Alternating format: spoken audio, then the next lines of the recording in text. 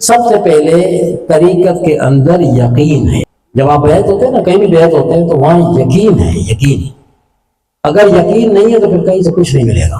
کسی بھی آپ درویش کے پاس جائیں، درویش کے پاس جائیں اور دست بیعت اگر ہوتے ہیں تو پھر پہلے تو دیکھیں شریعت کا معیار دیکھیں. شریعت بتاتی ہے کہ یہ کیا ہے کیا نہیں. وہاں یہ معاملات دیکھیں وہ شریعت کے پابند ہے کہ نہیں. وہ نمازیں یہاں پڑھنے والا ہے یا نمازیں وہ مدینے میں جا کے پڑھتا ہے. وہ روزے یہاں رکھتا ہے، روزے بھی وہ سحری افطاری مدینے میں جا کے کرتا ہے، وغیرہ وغیرہ بہت ساری باتیں. تو یہ ساری باتیں کیا اللہ نے آنکھیں دی ہیں، دماغ دیا ہے، عقل دی ہے، دل دیا ہے. جہاں دنیا کے لیے ساری چیزیں استعمال ہوتی ہیں تو پھر دین حق کو پہچاننے کے لیے ان آنکھوں کا استعمال کیوں نہیں ہوتا؟